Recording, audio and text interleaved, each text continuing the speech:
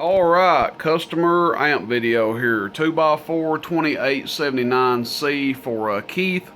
This was a prepaid amp. I do try to keep these in stock, but he paid for this thing ahead of time, and we got it in here, so we're going to test it. Obviously a low drive amp. I recommend about 2 watts carrier and about 35 watts PEP going into it, or keep the amps dead key 150 to 200 watts max. You don't want to exceed that. So generally I'd say run it around 150 watts, leave it plenty of headroom, and you'll be good to go. 2290 drivers, 2879Cs in the output. We will initially test it at 14.5, and we'll go from there. My unit in does about 35 watts PEP, 40 watts PEP, somewhere in between, and about 10 watts average. Obviously, if you put a harder radio in here, average power is going to show a little more. Anything less is going to show a little bit less. But I like the 2-drive and 4C. I definitely prefer that. A lot of people ask me about a 1-drive and 4C.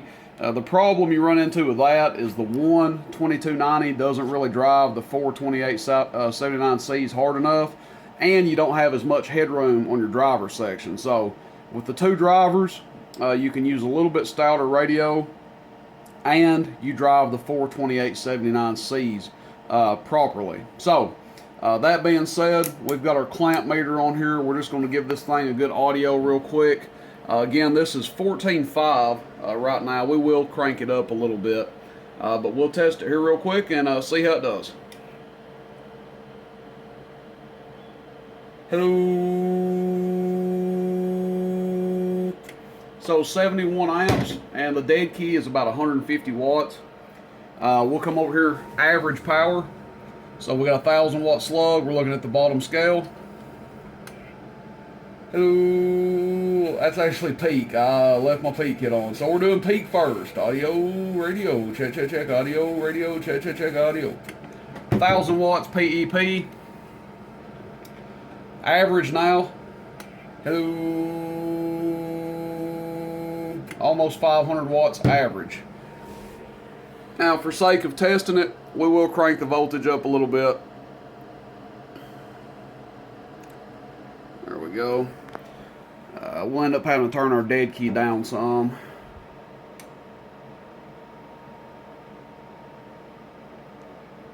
Alright, shouldn't make a big difference. I mean, we're just coming up like half a volt, so shouldn't make a huge difference, but we'll see. Hello. It actually did make quite the difference. Went from about 480 to about 520 average. And then PEP. Hello. Audio, audio, audio, audio, audio, audio, audio, audio, audio, audio. 1,000 in the corner.